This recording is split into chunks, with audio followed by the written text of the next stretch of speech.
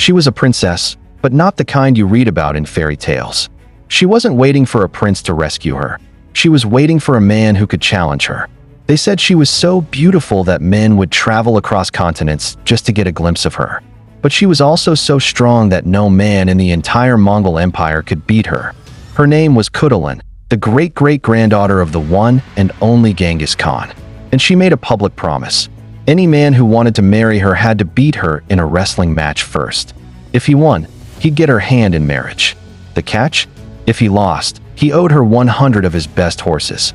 Soon enough, the plains of Central Asia were littered with the bruised egos of would-be husbands, and Khutulun's personal herd of horses grew so massive it was said to rival the emperor's. This is the story of the wrestler princess who collected 10,000 horses from the men she laid out flat, a woman who carved her own path in an age of warriors, and whose legend proves that sometimes the strongest force in history is just a will that refuses to break. To get a handle on who Khutulun was, you first have to understand the world she was born into. The 13th century was the age of the Mongols. It was a world stitched together by war horses and the terrifying twang of the bowstring. Just a generation before Khutulun's birth, her great-great-grandfather, a man named Temujin, you probably know him as Genghis Khan, had united the warring tribes of Mongolia and turned them into the most feared military machine the world had ever seen. The Mongol Empire stretched from the frozen wastes of Siberia to the warm waters of the Persian Gulf, becoming the largest land empire in history. This was a society built on skill. Survival on the harsh Central Asian steppes wasn't about who your father was. It was about what you could do. Riding a horse wasn't a hobby. It was like walking. Archery wasn't a sport. It was the art of killing from a distance. And wrestling, which they called bok, was more than just a contest. It was the lifeblood of their culture, a test of your spirit and strength. It was in this world of grass, wind, and war that Khutulun was born, around the year 1260. But the empire she inherited wasn't the unified powerhouse it had been. It was a family at war with itself. After the great Khan monk died in 1259, a nasty civil war broke out, splitting the empire into 4 khanates. On one side, you had Khutulun's famous cousin, Kublai Khan. He was ruling from his fancy capital in China, founding the Yuan dynasty. He was starting to like the settled, sophisticated culture of the people he'd conquered. He thought the future of the Mongols was in taxes, trade, and acting more like the great civilizations they now ran. On the other side was Khutulun's father, Kaidu Khan. Kaidu was a traditionalist. He saw Kublai's new lifestyle as a total betrayal of their Mongol roots. He believed the real strength of the Mongols came from their nomadic life, from the yurts, the horses, and the endless sky.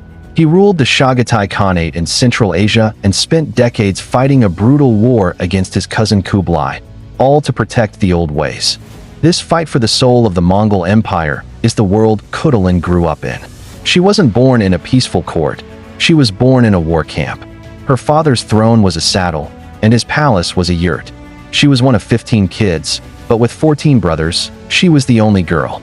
In another life, she might have just been a name in a history book, married off for a political alliance. But Kaidu didn't raise a delicate princess. He raised a Mongol warrior. He saw something of himself in his only daughter, a fierce, stubborn spirit. So, he gave her the exact same training as his sons. She learned to ride a horse before she could properly walk, becoming part of the animal, a real-life centaur of the steppes. She mastered the powerful Mongol bow, able to hit a target from a full gallop. She learned battlefield strategy, the feigned retreats and surprise attacks that had brought down entire empires. But in one area, she didn't just match her brothers, she blew them all away. Wrestling. Growing up with 14 brothers as your personal training partners, she perfected her technique until it was flawless. The wrestling mat, or more likely, the dusty ground of the camp, became her kingdom. And her father, Kaidu, the most powerful man in Central Asia, saw it. Of all his children, Khutulun became his favorite, his most trusted commander, and his best advisor. In a world defined by war, she was his ultimate weapon. Becoming a Mongol warrior started pretty much from birth. It was a crash course in the harsh realities of the steppe, an environment that had no time for weakness. For Khutulun, this training wasn't watered down because she was a girl. If anything, it was cranked up because of her father's favor and her own raw talent. While other noble girls might have been learning to weave, Khutulun's hands were learning the feel of a bowstring and the right way to throw a man twice her size. Her days were spent on horseback, with the endless grasslands as her classroom. She learned to guide her horse with just her knees, leaving her hands free for her bow. This wasn't just a party trick, it was the secret to Mongol military dominance. A Mongol cavalry archer was a mobile killing machine, able to rain down arrows, fake a retreat to lure enemies into a trap, and then turn in the saddle to fire the famous Parthian shot at anyone dumb enough to follow. Khutulun wasn't just good at this, she was a true artist. But it was in the wrestling ring that her legend was really born. Mongolian wrestling, or bok, is an ancient tradition. It's a raw contest of strength and skill that only ends when someone's back, shoulder, or head hits the ground. There were no weight classes and hardly any rules. In this arena, Khutulun was a monster. The famous traveler Marco Polo, who was right there in Kublai Khan's court, could barely believe his eyes when he wrote about her. He said she was so well made in all her limbs, and so tall and strongly built, that she might almost be taken for a giantess. He made it clear, there was no young man in the whole kingdom who could overcome her, but she vanquished them all. Just picture it, a big gathering of Mongol clans, the air smelling of horses and roasted meat. In the middle of a circle of cheering warriors stands the princess. She's wearing the traditional wrestler's outfit, boots, briefs, and a short, open-chested vest called a zodok. One by one, champions step up to challenge her. They're big, they're strong, and they're confident. And one by one, she puts them in the dirt. Her style was probably a mix of raw power and perfect technique. She'd use their own momentum against them, a feint, a quick hip shift, a perfectly timed trip. They came at her with brute force, but it was like fighting a ghost. The next thing they knew, the sky and the ground had switched places, and they were looking up at her. This wasn't just for show. In a culture that saw physical strength as a sign of divine favor, her winning streak was proof that she was blessed by the heavens. It gave her an authority that went beyond her gender. She wasn't just Kaidu's daughter, she was Khutulun, the champion, and she took that reputation to the battlefield. She didn't just tag along with her father on campaigns, she led her own troops. The Persian historian Rashid al-Din wrote that she often went on military campaigns, where she performed valiant deeds. But Marco Polo gives an even more terrifying picture of how she fought.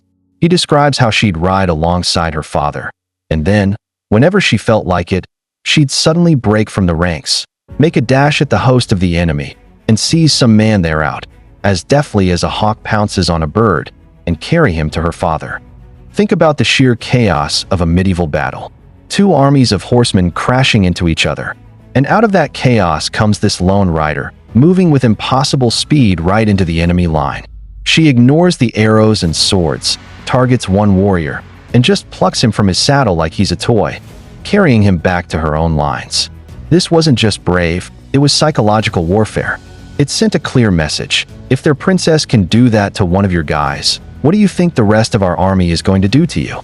Through training, sport, and war, Khutulun was forged into something more than a princess. She was a commander, a champion, and a warrior who had proven herself better than any man who dared to challenge her. As Khutulun hit her late teens and early 20s, the topic of marriage started coming up. A lot. In the 13th century Mongol world, marriage wasn't really about love, it was all politics. A marriage was an alliance, a way to seal a treaty or calm down a rival. For her father, Kaidu, who was in a forever war with his cousin Kublai, marrying off his favorite daughter to a powerful ally was a no-brainer. Her parents were getting anxious to see her settled. But Khutulun wasn't having it. She was raised a warrior, not a political bargaining chip. She had earned her place through her own skill, and she wasn't about to give up her freedom for some guy her dad picked out. So, she came up with a plan, a challenge so bold and so perfectly in tune with her culture that it was genius. She made a public announcement that spread like wildfire across the steppes. She would marry, she said, but on her terms. Any man who wanted her hand had to beat her in a wrestling match. Simple, right? But here was the kicker. If the suitor won, he'd get the princess. But if he lost, he had to give her 100 of his best horses. This was brilliant. In Mongol society, horses were wealth and power. A man's entire worth was tied up in his herd. Losing 100 horses was a devastating financial and personal blow. The high stakes meant that only the richest and most arrogant suitors would even dare to try. She was literally betting her freedom against their fortunes. Her father, Kaidu, either saw how smart his daughter's plan was or just couldn't say no to his favorite kid, so he agreed. The challenge was on. Suitors started showing up from all over the empire. Princes, champions, rich kids, all drawn by her beauty, her father's power, and the sheer nerve of her challenge. They came with their entourage and their train of beautiful horses, totally sure they were going to win. The court must have been a nonstop spectacle. Each new challenger would arrive with his wager of 100 horses. A match would be set, and the whole camp would gather to watch. The suitor, probably a famous wrestler himself, would step forward, confident he could handle a woman. And Khutulun, calm and focused, would meet him. The matches were probably fast and brutal. She was fighting for her freedom. Time and again, it was the same story. A blur of motion, a gasp from the crowd, and another proud suitor was on his back, staring up at the princess who had just wrecked him. As he dusted himself off, his ego in pieces, his 100 horses were led away to join Khutulun's growing herd. With every victory, her legend grew. She wasn't just avoiding marriage. She was humiliating her suitors and taking their most valuable assets. She was systematically taking apart the idea that a man is always stronger than a woman, 100 horses at a time. Her herd grew to 1,000, then several thousand. Chroniclers like Marco Polo claim she eventually collected 10,000 horses. Whether that number is exact or just a way of saying a ridiculous amount, the point was clear. Her collection of horses was so huge it was said to rival the emperor's. Khutulun had turned the whole idea of marriage into her own personal business, where she made the rules and kept all the profits. Years passed, and Khutulun's wrestling ring became the stage for one of the greatest winning streaks in sports history. Suitor after suitor made the journey, and suitor after suitor left without a wife and with 100 fewer horses. The number of men she supposedly beat, some say as many as 1,000, is just staggering. Every single match was a risk. One slip-up, and her freedom was gone. But she never lost. One story, told by Marco Polo, really stands out. Around the year 1280, a new challenger arrived. And this guy was different. He was a prince from a powerful kingdom, described as handsome, rich, and famous. He was so confident he was going to win that he made a jaw-dropping wager. Instead of 100 horses, he bet 1,000. This caused a huge stir. By all accounts, he was the perfect match. Khutulun's parents were thrilled. They saw their chance. Here was a worthy man, a powerful ally, and a way for their daughter to finally get married and stop all the gossip. They pulled Khutulun aside and begged her. "Please," they said, "just throw the match. Let him win, just this once. It's time for you to marry." Think about the pressure. Her own parents were asking her to betray the very thing she'd built her life on. They wanted her to fake weakness for a convenient alliance. The day of the match arrived, and the entire court gathered to watch. The tension was off the charts. Was this the day the princess would finally give in? When Khutulun and the prince stepped into the ring, the crowd went quiet. The prince was the real deal. He was strong, he was skilled, and for a long time, the match was incredibly close. They grappled back and forth, neither one getting the upper hand. It looked like her parents might get their wish. But Khutulun just couldn't do it. Her warrior spirit wouldn't let her. In a final, huge burst of skill and power, she made her move. As Marco Polo dramatically put it, the damsel threw him right valiantly on the palace pavement. The great prince was defeated. Humiliated, he vanished from the court, leaving his 1,000 horses behind. Khutulun was now 1,000 horses richer, but she had crushed her parents' hopes. This victory proved her vow wasn't just for show. It was a promise to herself. Her integrity wasn't for sale, not for 1,000 horses, and not even for her father's approval. But this stubborn refusal to marry had a dark side. Her enemies, especially those allied with her father's rival Kublai Khan, started spreading nasty rumors. Since they couldn't beat her, they attacked her reputation. The worst rumor was that she was having an incestuous relationship with her father, Kaidu. It was a disgusting, politically motivated lie meant to discredit them both. The rumors started to do real damage. Realizing this, Khutulun finally made a choice. The historical records get a bit fuzzy here. Some say she finally chose a husband from her father's followers, a man she married without wrestling him, just to kill the rumors and protect her dad. His identity is a mystery. One story says she fell in love with and married a captured assassin she saved from execution.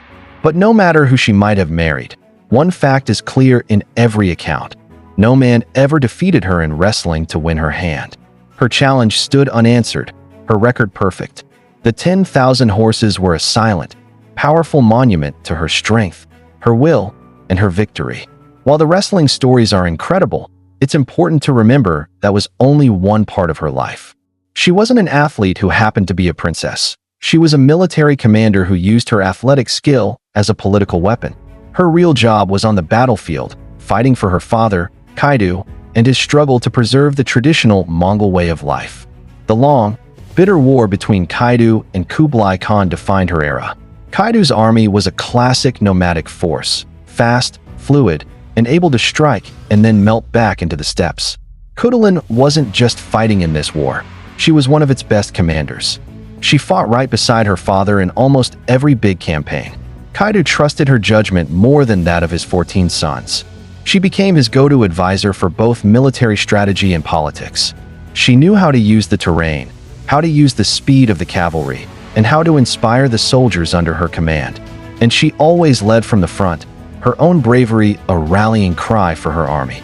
The image of her charging into enemy lines to snatch a soldier from his saddle is what made her a battlefield legend. This wasn't just showing off, it was a smart tactic. By plucking a specific enemy out of the fight, she created chaos and fear. It was a form of targeted psychological warfare, and she was the best in the business. Imagine being a soldier in Kublai Khan's army. You're marching in formation, and suddenly you see the enemy, a wave of Mongol horsemen charging right at you. But your eyes lock on one rider at the front, a woman riding with unbelievable speed and ferocity. She weaves through a storm of arrows and spears like they're not even there. She's not aiming for the main force. She's aiming for one person, maybe your officer. Before anyone can do anything, she's on him, and in a flash, he's gone, yanked off his horse and carried away. The effect on morale would have been shattering. She was a huge reason her father was so successful for so long. She helped him protect the nomadic lifestyle from what they saw as the corrupting influence of Chinese culture. She was fighting not just for land, but for an idea, for the soul of the Mongol people. In an age of legendary male warriors like her great-great-grandfather Genghis Khan and her cousin Kublai Khan, Khutulun carved out her own, equally powerful legend. As her father's most trusted advisor, Khutulun held real political power. Kaidu relied on her sharp mind for matters of state and strategy. Her loyalty was absolute, which made her essential in the treacherous world of Mongol politics. Her father's faith in her was so complete that as he lay dying in 1301, he tried to do something almost unthinkable. He tried to name Khutulun as his successor to be the next Khan. Choosing a daughter to rule over 14 sons was completely radical, but it shows you just how incredible he thought she was. He knew she was the most capable of all his children, the one best suited to carry on his life's work. But it was a step too far for the other powerful men in the family. Her brothers and other relatives refused to accept a female Khan.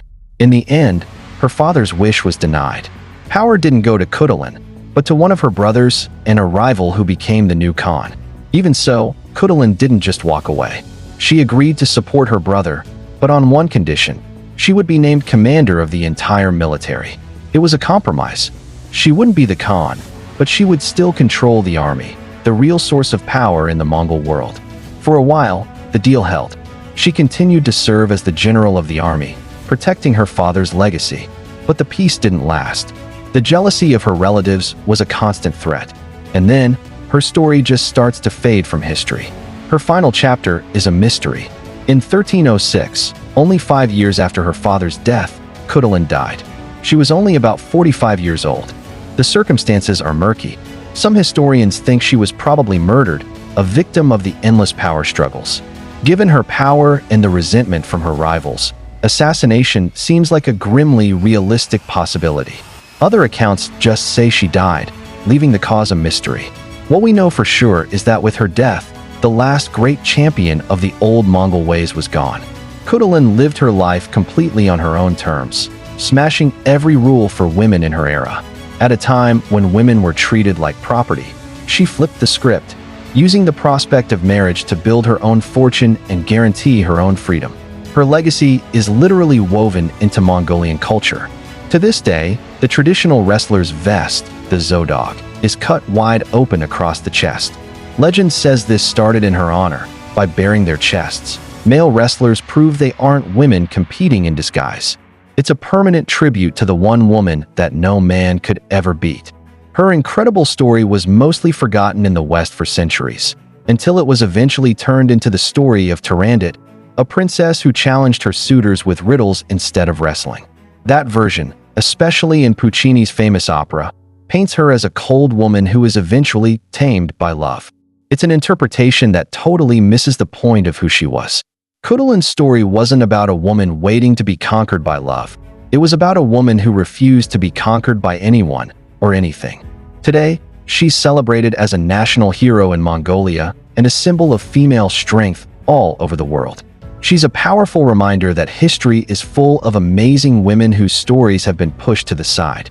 She was a warrior, a commander, a champion, and a politician. She was the great-great-granddaughter of Genghis Khan, but her legend is all her own. The story of the beautiful princess who beat 1,000 men and won 10,000 horses is more than just a cool tale. It's the real history of a woman who looked at the rules of her world and decided to write her own. So what do you think is the most impressive part of Khutulun's story? Her undefeated wrestling record, her skills in battle, or her brilliant defiance of tradition? Let me know in the comments below. And if you enjoyed this trip into the life of the Mongol warrior princess, don't forget to like, subscribe, and hit that notification bell so you don't miss our next dive into history's most amazing people.